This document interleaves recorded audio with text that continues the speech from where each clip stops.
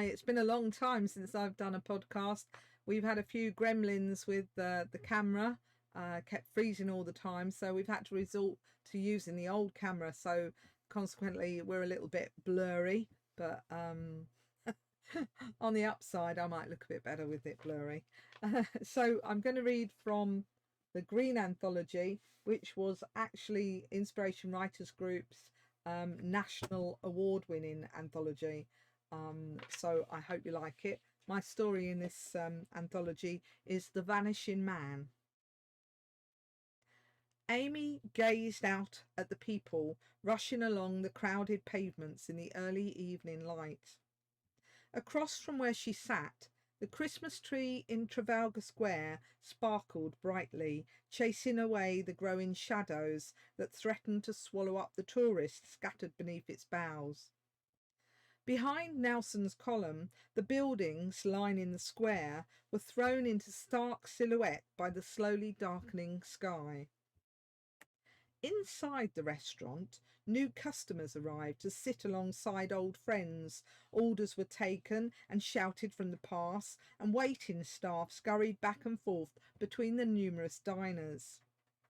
Amy remained oblivious to the commotion, absorbed in her perennial habit of people watching. The meal she'd just eaten was unremarkable. It had filled a proverbial hole, and for that she was thankful. She regarded the slow move in traffic, where thrill-seeking individuals threaded their way between stuttering vehicles, ignoring red pedestrian signals, preferring instead to run at oblique angles across the road like chickens let loose to free range. Soon she would have to rise from her spot by the window and join the bustling throng outside.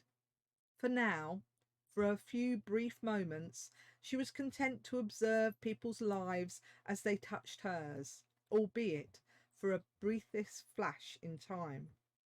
An expression of studious thought, a grimace at the weather, a grief-stricken tear, a scowl at an errant child delaying their journey. People she would never get to know, each absorbed in their own cares, their own worlds. Across from her position, in the shadows under Waterstone's eye, huddled a man.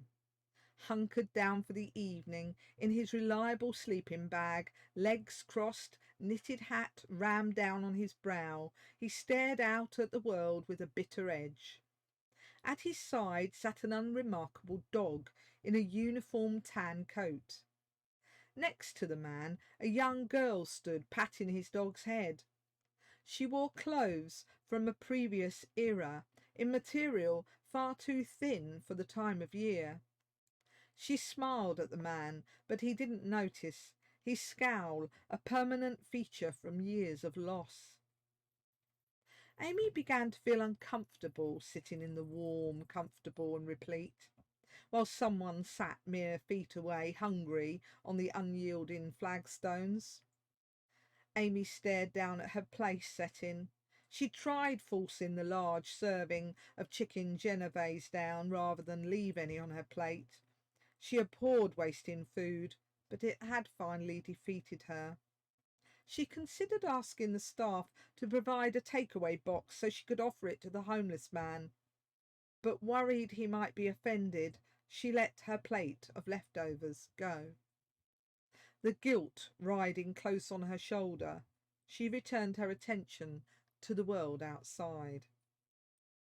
It came as a shock when she realised a man was standing on the other side of the window, staring in at her. One moment nothing, the next the illumination of a man bright against the deepening night. His closeness unnerved her despite the safety of the glass separating them. It wasn't the Waterstones man. He was still in the background, crouched against the growing cold. The dog and the girl were gone. Initially, the man's gaze wasn't on her. His deep green eyes searched over her head towards the back of the restaurant. Then they lowered and trapped hers. She couldn't look away. She was mesmerized by his beautiful eyes. His lips lifted in an amused smile, and Amy felt the sudden rise in colour of her throat and cheeks. It was too intimate for her. She turned her head away to better manage the surge of emotions their interaction had inspired.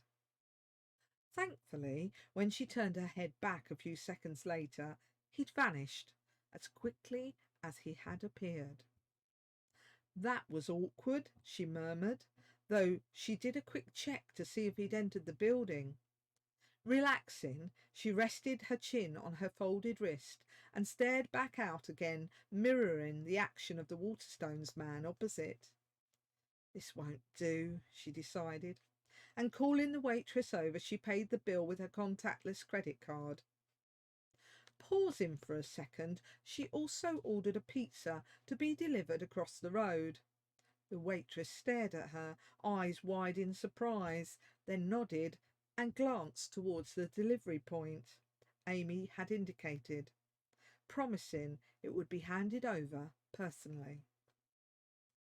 Gathering her coat and scarf, then swinging her backpack into position over her shoulder, Amy opened the restaurant door and stepped out into the endless flow. The rush hour peak was minutes away, and she didn't know whether to head to Charing Cross Station or wander a while in the National Gallery. Her off-peak train wasn't due until 7:10 p.m, so she had some time. Eyeing the high-arched gallery door which beckoned her, Amy sighed in resignation. She loved walking the corridors and rooms of the famous art gallery. She'd sit for hours admiring the classical canvases and modern works of art which transported her soul. However, today she was more anxious about catching her train on time. The non-incident with the anonymous man unsettled her more than she wanted to admit. Reluctantly, she turned her feet towards the train station. Her heart squeezed as she stepped in the opposite direction, following her logical head rather than her creative heart. The interior of the train was calm and quiet. None of the other passengers had arrived in the carriage yet. With the carriage empty and all to herself, Amy had the choice of selecting where she wanted to sit. She loved the window seat with a table to put her bits and pieces on. A forward-facing position was essential if she didn't want to experience her nemesis, travel sickness. With her breathing settled and her eyes closed, Amy listened as the other passengers boarded. No one spoke, except one woman answering her phone. She seemed annoyed, judging by her tone and the frequent use of the phrase, "not possible." With a noticeable yank, the train commenced its journey, and Amy felt secure enough to open her eyes. Her short squeak of alarm was quickly squelched by her slapping her palm across her face. Her abrupt action caused those nearest her to glance over. Seeing nothing amiss, they returned their attention back to their smartphones and newspapers. Seated across from her was the man she'd seen earlier. Not the Waterstones man, but the Vanishing Man. He gave Amy a small grin, and she could swear she saw a twinkle in that hypnotic green gaze. Her mind raced. She looked left and then down the rows. Every seat was filled. She considered leaving her seat to check out the other carriages. Perhaps I'm overreacting, she reasoned. Surely it's a coincidence. The man made no move towards her. He didn't say anything. He just sat with a half smile looking at her, or rather, in her direction. Maybe I'm imagining the whole thing. Taking a deep breath to steady herself, Amy closed her eyes. And when she opened them again, he was gone. Then Amy really did freak out. She jumped up from her seat. Her heart, echoing her anxiety, rose to 200 beats a minute, thumping at her chest like it was going to implode. She looked under the table, up and down the aisle, even glanced in the overhead luggage rack. She considered checking out the other carriages, but somehow she suddenly knew he wouldn't be there. The people sitting across from her, gave her sly, considered glances. They could see something was amiss. When Amy eventually sat down in her seat, opening her phone, the people surrounding her gave an unconscious collective sigh. Amy often dozed on her journey home, but today was different.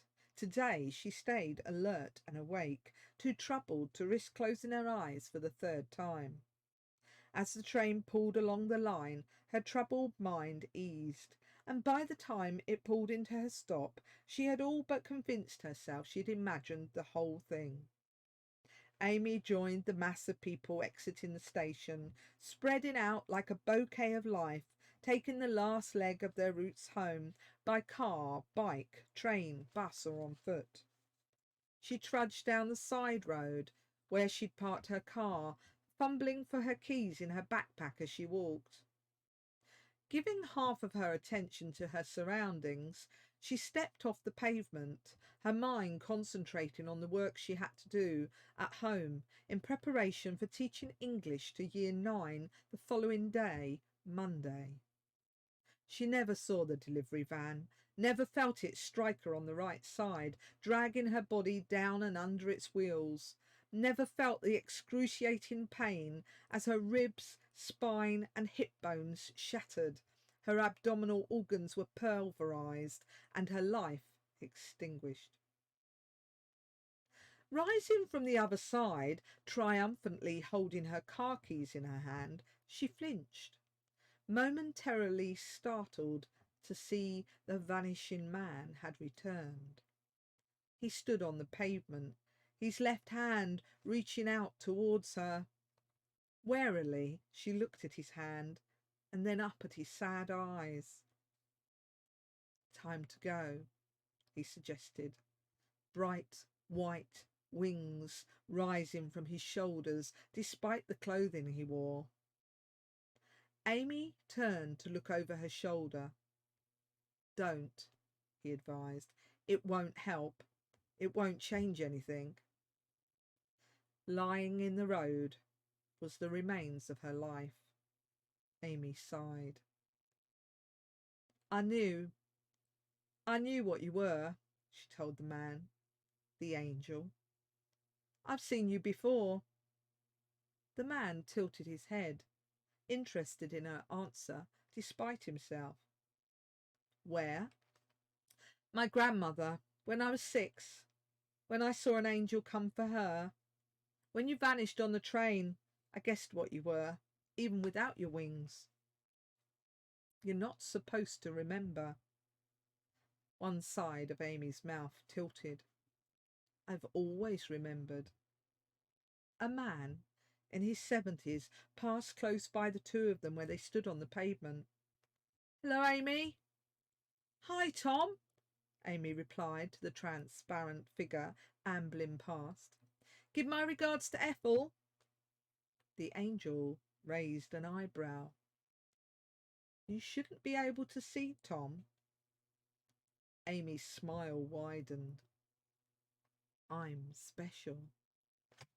"So it seems." "Watch." Amy turned away from the angel and looked down at her lifeless body shredded on the tarmac road. Together they stood like a tableau. The corpse in the road moved. Slowly, segment by segment, it rolled and undulated from the road to the pavement nearest them. They both watched as Amy's body rebuilt itself piece by piece. "Interesting." "It is, isn't it?" agreed Amy's spirit. "Anyway, time for me to go." With that, Amy faded, and her body, finding its feet, rose from the ground, still clutching her keys. "There you are," she sang, holding her keys aloft. "Now, where did I leave my car?" The angel stood motionless as Amy stepped away. This person had just cheated death. He'd never come across such a phenomenon before. It intrigued him. He needed advice on how to proceed. Spreading his pristine white wings, he rose into the sky. Amy reached her car and turned back in time to observe the angel's ascent. "He'll be back," she mumbled, opening the car door. "They always are." I hope you enjoyed that. Until next time, goodbye.